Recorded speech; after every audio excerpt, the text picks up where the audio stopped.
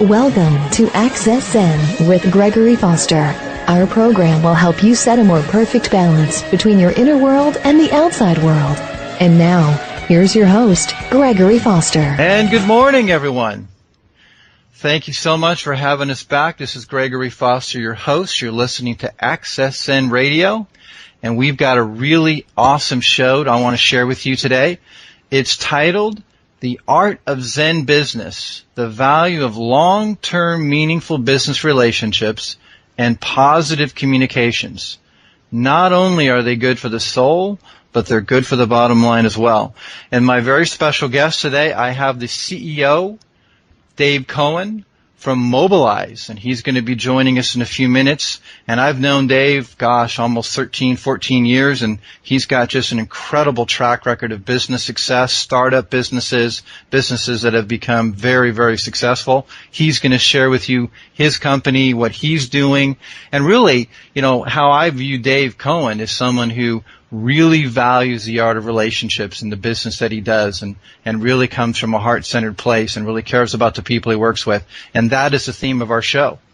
So I also want to take a moment here, as I often do on the show, and I read something from Craig Renwick's blog, who's been on our show a couple times, and I want to read one of his little sayings that I thought kind of emphasizes the heart nature of our show today. So it's titled, The Shores of Communication.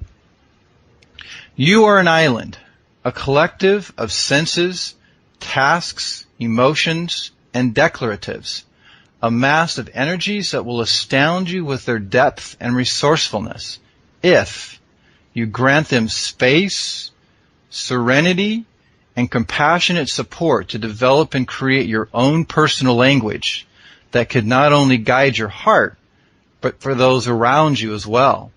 Keep the waters of love, communication, and openness free from hindrance and obstacles.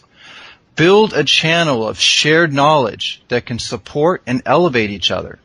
Retain dams and obstacles, and you perpetuate selfishness and isolationist attitudes. Yes, celebrate the unique quality of being your own island, but share in its strength, beauty, knowledge, and open shores of communications. How about that? So I'm Gregory Foster, your host. You're listening to Access Zen, and say hello to Dave Cohen. Dave, how are you doing today? It's just a joy a minute. A joy a minute. Well, I like to hear that. Well, thank you so much. It's such an honor, and I know you're a very busy man, and I really appreciate you taking some time out of your schedule to join us. Thank you. So how have you been? Tell us what's been happening, old friend. It's been a while, and I know you've been very busy. So share with us what you're doing today, and then I also want to talk about your path, how you got to where you are today. Well, today I'm CEO of a new startup based in Santa Monica, California called Mobilize. And Mobilize is a new envisionment, if you will, in terms of technically, of the whole new growth market of cloud computing. That this whole movement that's been occurring toward the cloud, which is putting and renting applications, big business applications like email and a bunch of other products. When you rent an application, like renting a car, you have an expectation that it's going to work all the time. So we are what they call a intelligent caching solution at the endpoint. That means that we sit on the end user's computer, and in a very complex yet simple way, we duplicate all the things that you're doing with data and web pages on your computer so that your computer first selects the items that you have on your hard drive versus the ones on the server. And so we eliminate the transport of back and forth of pages, data, which really pages are data. And the net result is that we make your experience of these heavy business applications like SharePoint 50 times faster for documents, 12 times faster for web page rendering. We make it 94% lighter on the network so that we save you capacity. We allow you to ensure that all the problems that used to happen with client software, which where you install and break a machine, don't happen because we have this new technology called cloud tethering. And so what we're able to do through a management console that's hosted outside of the installation is ensure that when you install it on your computer, it can be installed invisibly, it can operate invisibly. It isn't anything an end user has to do, so the corporate IT person can go ahead and install 1,000, 5,000, 10,000, 1 million. And the end result is that it won't break your computer. And you can manage all the things that used to have to be done at a help desk or a help desk kind of environment through a single pane of glass at the IT department. So you can install, uninstall, monitor, alert, and all of those things. And we do it literally for pennies a day. And we built it to be super simple, super powerful. And the uptake is that we have a lot of companies that are using it now, and a lot of large companies are very interested in incorporating it into their product, which is our long-term business goal. Wow, that's great. So I know about SharePoint, and I've seen some of that, and clearly I know about cloud computing. I believe we have a lot of small business people, large business people listening to the show today. What is Mobilize for SharePoint, and what is your target? What is the best size business that this would fit for, the solution? So our solution, because it's at the endpoint, is scalable for an SMB environment as well as a large enterprise environment. You're really just talking about the numbers of computers or PC devices that attach to the corporate network. SharePoint is Microsoft's fastest growing collaboration product and business product. So it is really in a class by itself. Whether you decide as a company to deploy it internally as a premise thing, as a premise server deployment and manage it yourself, that's one kind of thing. Microsoft just the other day announced a whole new cloud initiative called Office 365. And Office 365 is SharePoint 2010, where you can rent it for dollars a day or pennies a day, and you get the same idea that we were talking about before. You want it to be fast, and you want it to be reliable, and most importantly, you don't want the network issues to interrupt the delivery of that application. So you want consistency and performance. And what Mobilize has in it, which is a feature I forgot to mention, is called service interruption protection.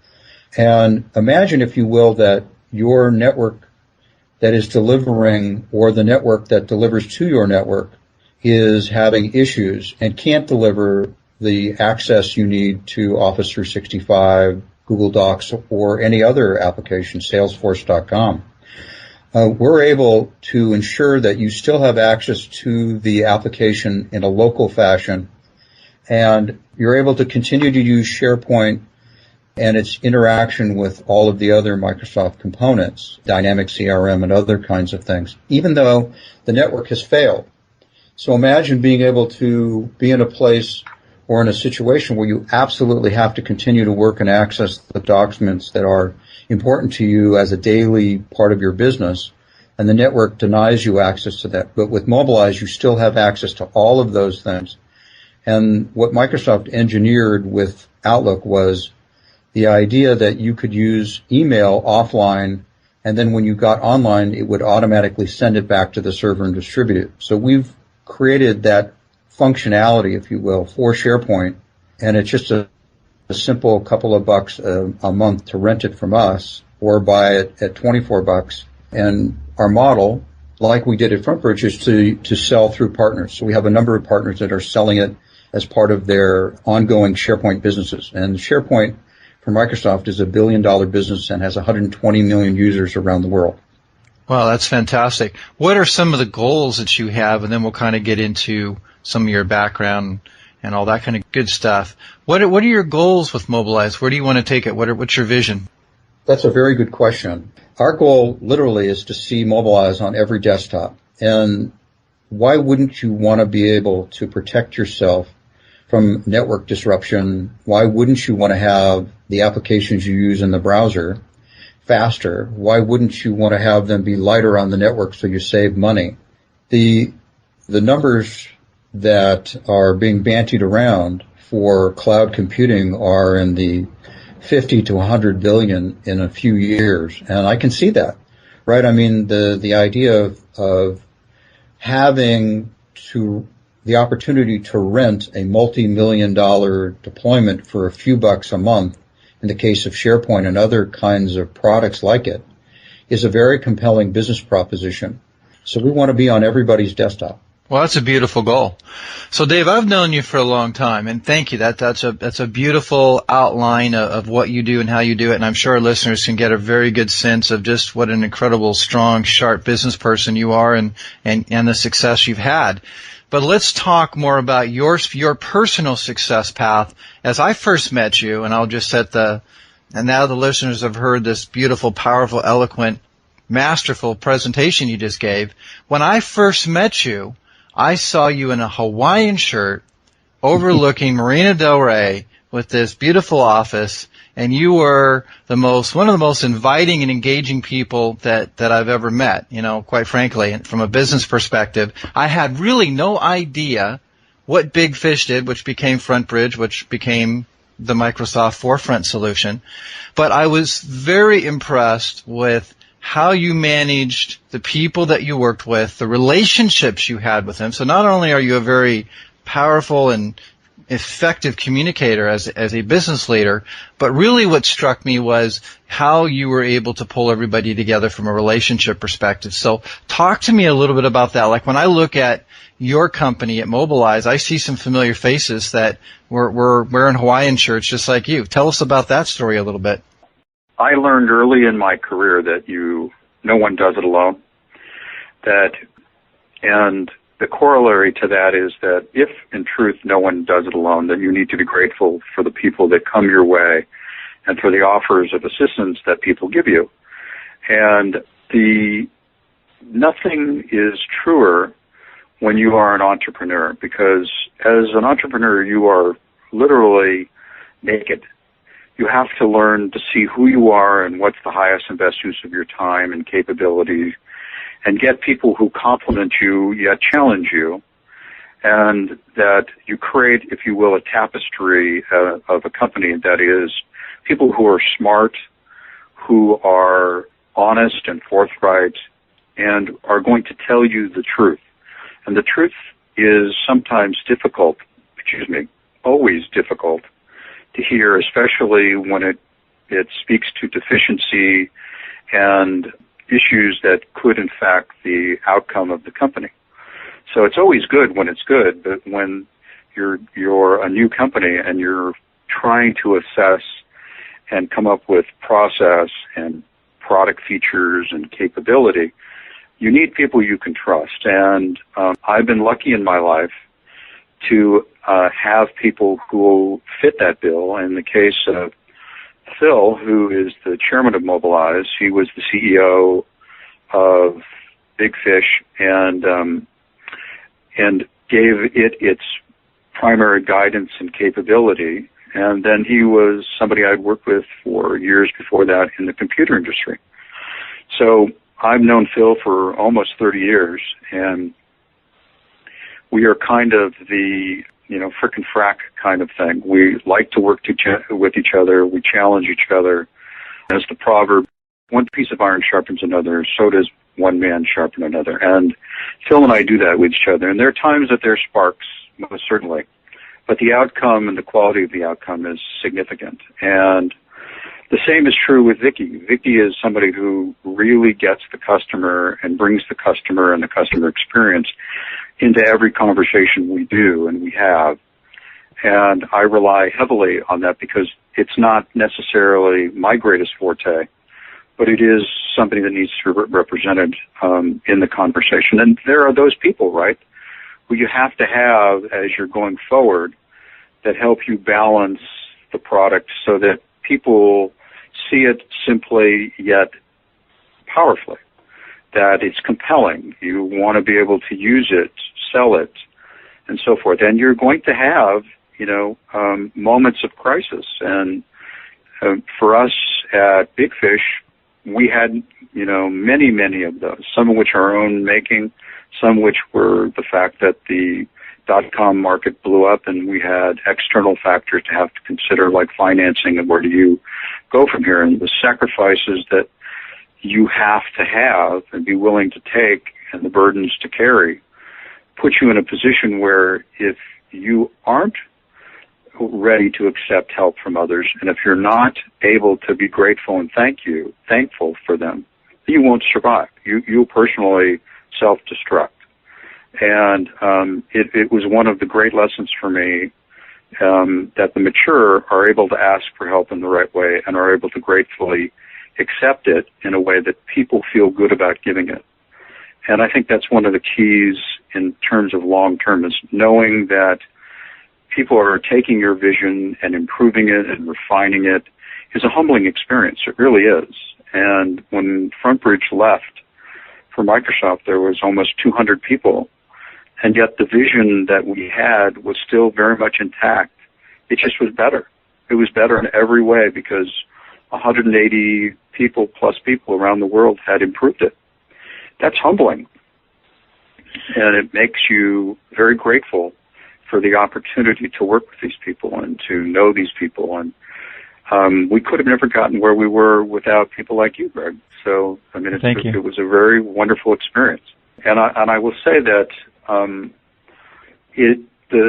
while being an entrepreneur is a wonderful and challenging experience, the thing that has been the most meaningful to me in my life has been my relationship with my wife and my two daughters. Mm. They are the source of grounding for me and real truth.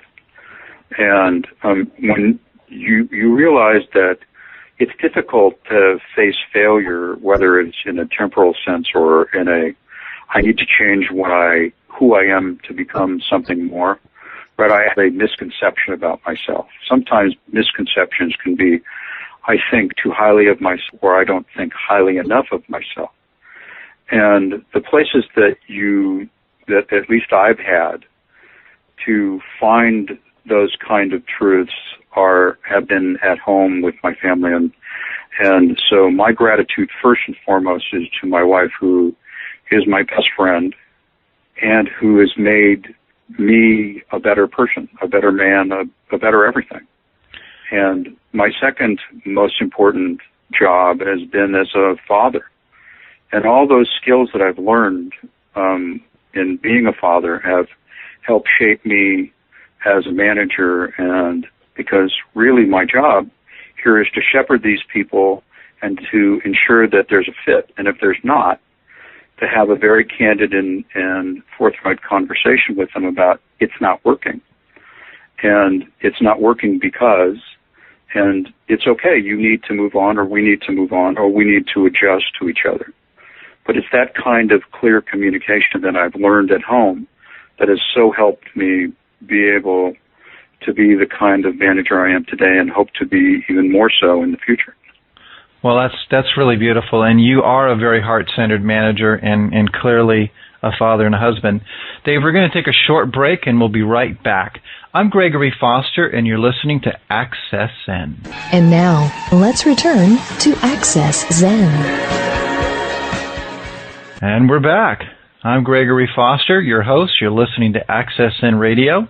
And on with us, I have Dave Cohen from Mobilize, the CEO of Mobilize, and he was just before we went on the break really kind of taking us to a real point of how he stays grounded with his family and how he brings that groundedness and communication and trust back into his office environment.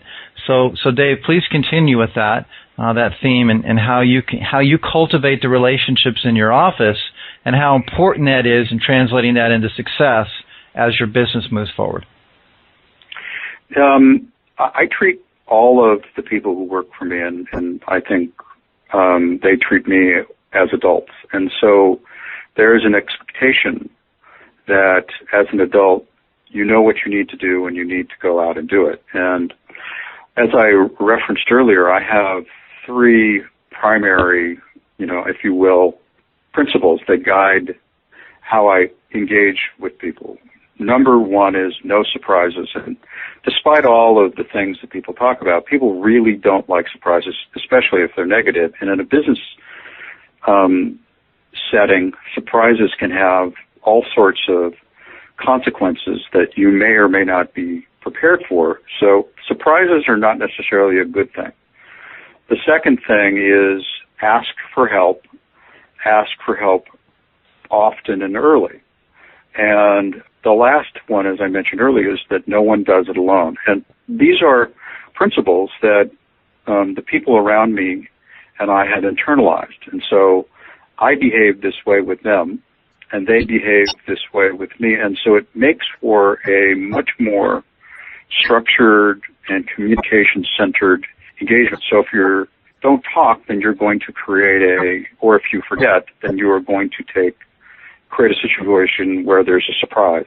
People are going to be upset, or I'll be upset, if there's something I didn't anticipate that occurs. Now, there's always the setting of the unexpected. So the best you can do is say, well, listen, this happened, now let's put our heads together and figure it out. Notwithstanding that, the idea is to try on all parties' part to act as adults. And the corollary to that is to be responsible for your own personal failures toward those principles when they occur. And as a result, it sets up an environment for trust, and it sets up an environment for fun, because you can laugh at each other. You can laugh with each other. You can laugh about all the challenges you have together, and it becomes fun. You take on the impossible, and sometimes, you just, on a daily basis, you go out and you fight the fight, and it's hard. And you came back and you have this, hey, we tried, we didn't succeed, let's figure out how we can try it again. And then all of a sudden, one day, that retry ends up succeeding. And so part of, the corporate culture is persistence. Part of the corporate culture is innovation. Part of the corporate culture is the idea of delighting the customer.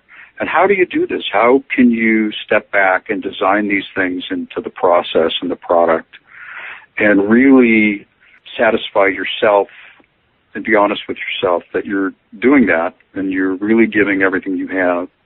And so those are the things that really drive us as a company, and I think those are the collective atmosphere of new, fresh faces that are, the people here are a unique bunch of people in both in terms of their technical skills and their commitment to those principles.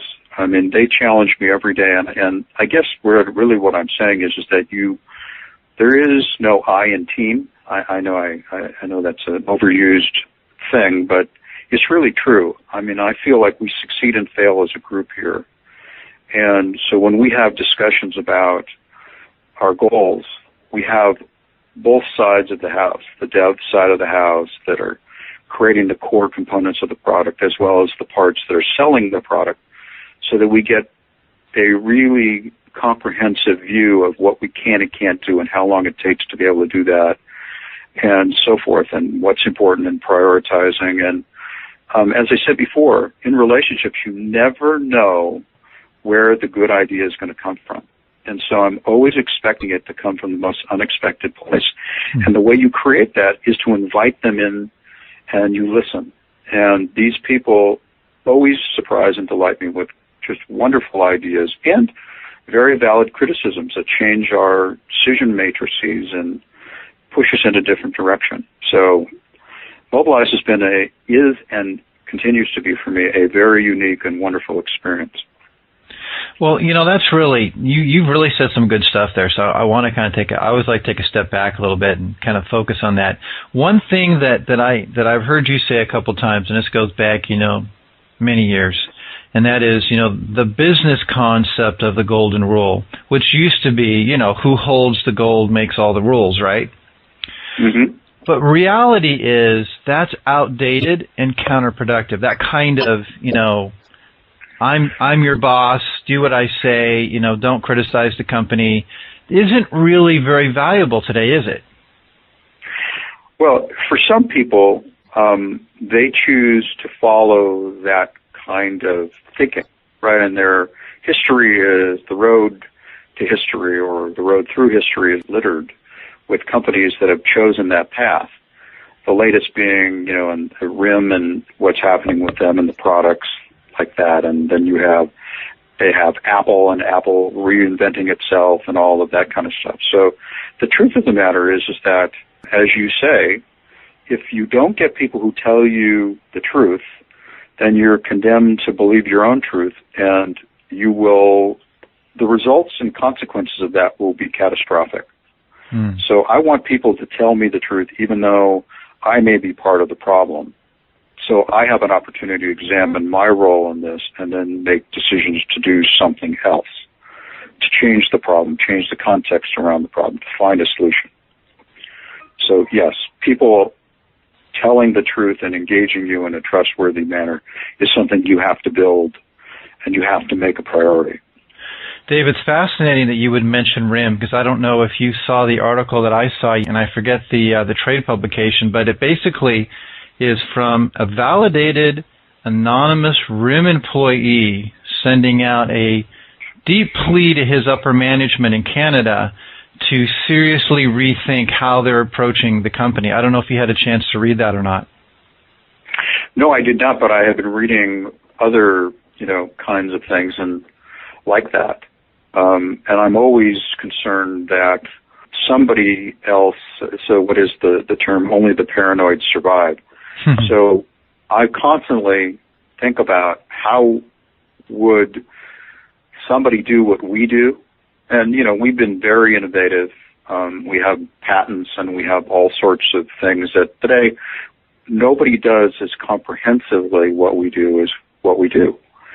And we've assumed the best of various markets, the WAN acceleration market, the content delivery network marketplace, the application and reliability and network stuff. And we do a lot of different things that we've looked hard at those markets and taken the best of and incorporated into this small little product we have that has big impact. But I look at RIM and say, wow, could we be guilty of that? Could we be blind to something? Could we be thinking of ourselves too highly? Maybe are we doing everything we need to do to evaluate where we're going and how we're doing it? So we need to measure ourselves. We need to measure what we do. In fact, this morning we were having this whole conversation about, are we properly measuring ourselves? Maybe there's something here that will give us deeper insight into the customer's ambitions and willingness to spend to solve the problems that we solve. So all of those things are, crucial and important components that seemingly have broken down at RIM. Well, and that's a great point. And I will tell you, and I'll send you the link after we do the show, but it's not like this employee is bitter or disgruntled. You can very clearly tell he loves RIM, he loves BlackBerry, he is a very dedicated and loyal employee. But the fact that he had to go through a third party and not able to have this kind of candid conversation with his management, I think is the root of the issue. And you hit the nail on the head when it comes to listening to your employees, getting feedback, and being objective with how you're really doing. What I call the reality, not the Kool-Aid, right? Yeah, exactly.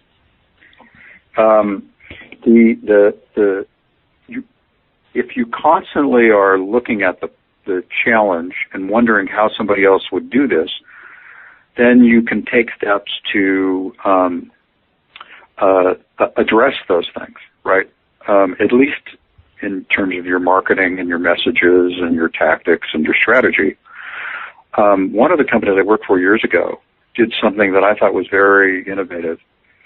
Every year, they took the best and brightest of the group and sent them off-site for a week and had them come back with okay, we've just created a competitor to our product.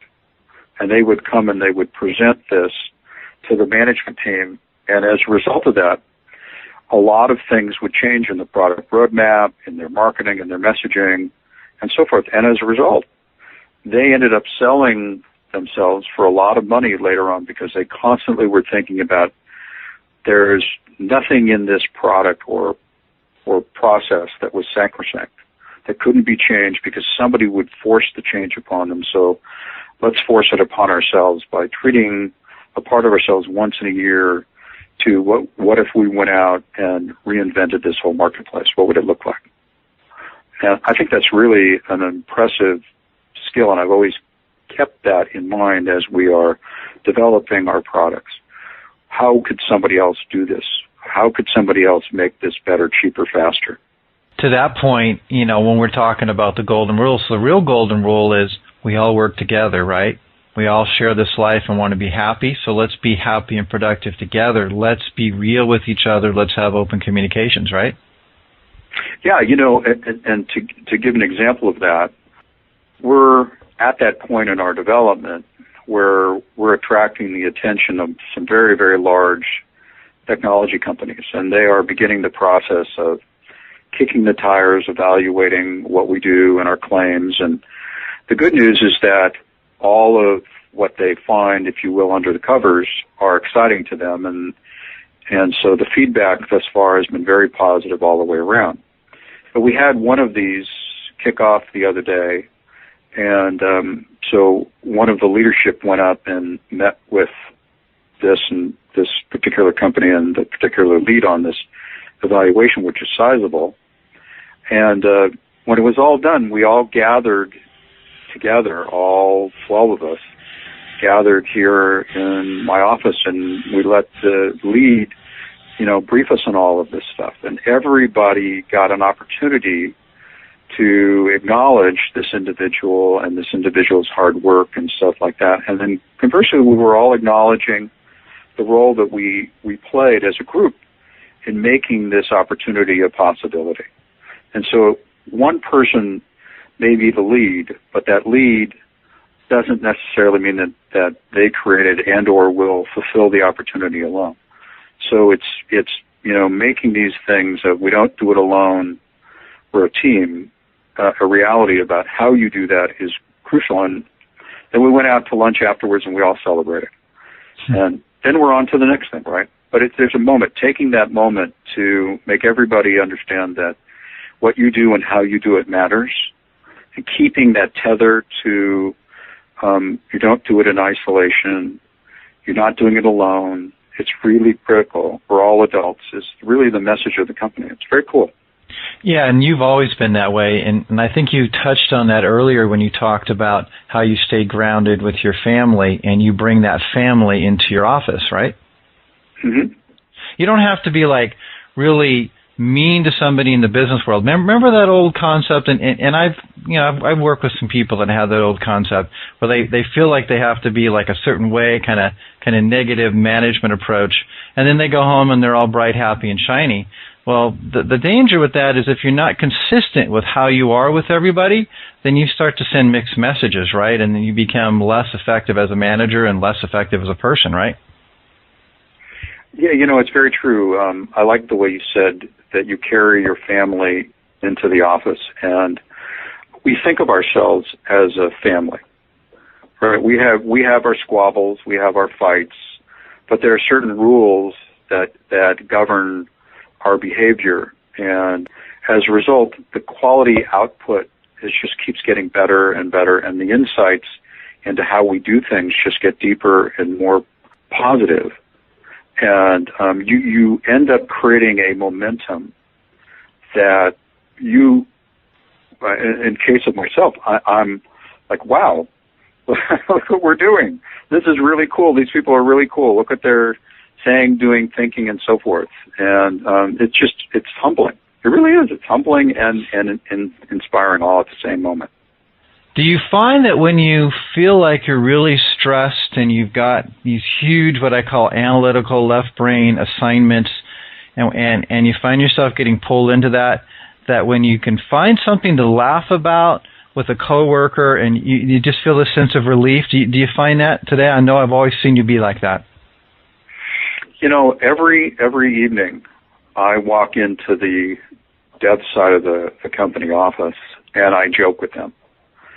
And we joke around, and I want them to feel comfortable on one level that we're all connected. And so I walk in, I sit down, and we talk about sports, or we talk about any kind of issue of the day, and, we make fun of each other and so forth. So there needs to be a lightheartedness here, because we're doing hard work, right? I mean, 9 out of 10 companies fail.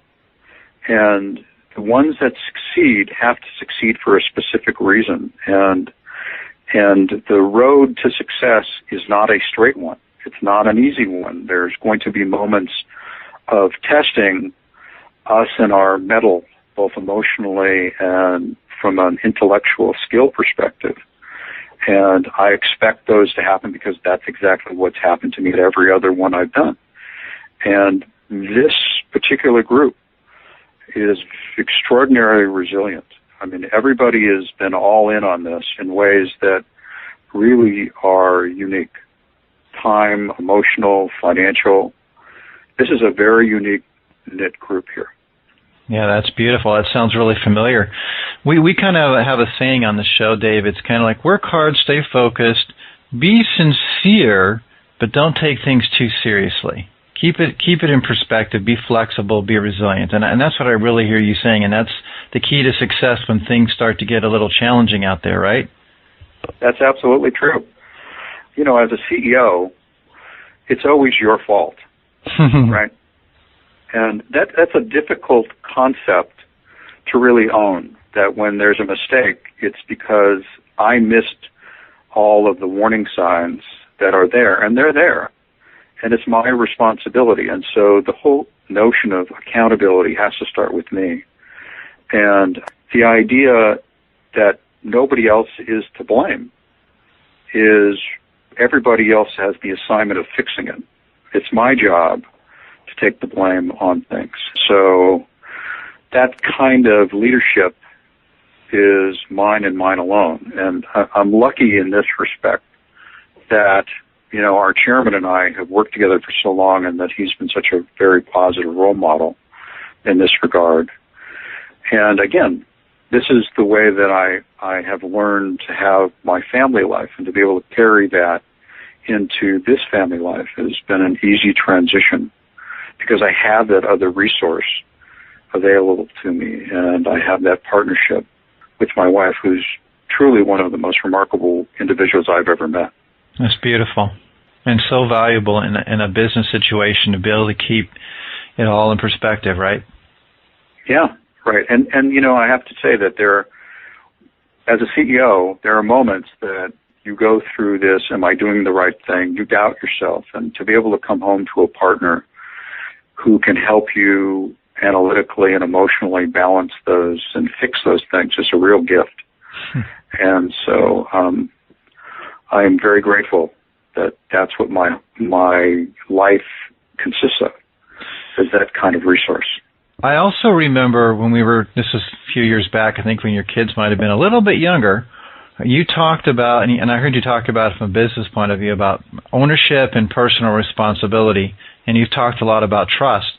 But I also remember, and I've seen this as your management style, and this is really important, is that you don't look at yourself so much as a boss or as a parent. You're really more of a facilitator. Even with your children, I've heard you talk like that. Is that right?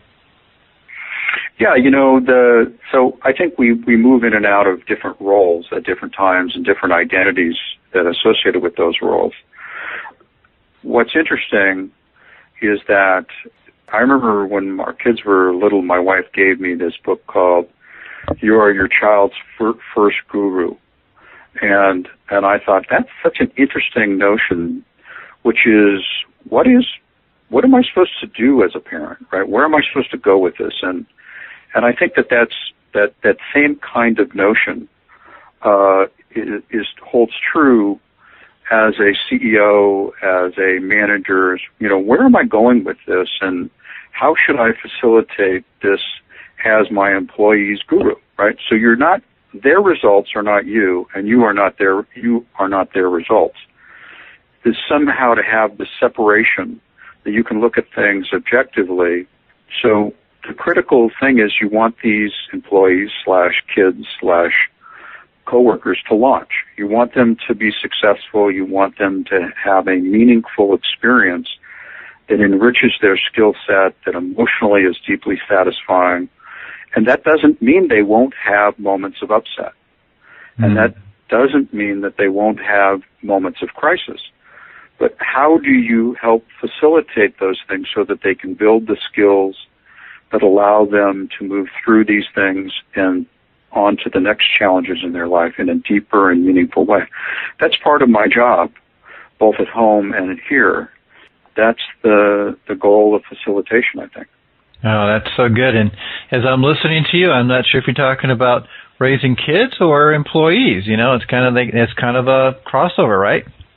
Yeah, that's really the way I look at this, is that, you know, I tell my kids the truth and sometimes they don't like to hear it. And I hold them accountable for things that sometimes they don't want to do. And the same thing is true with the folks here and they with me in turn. So the idea is that, as I mentioned earlier, we're all adults.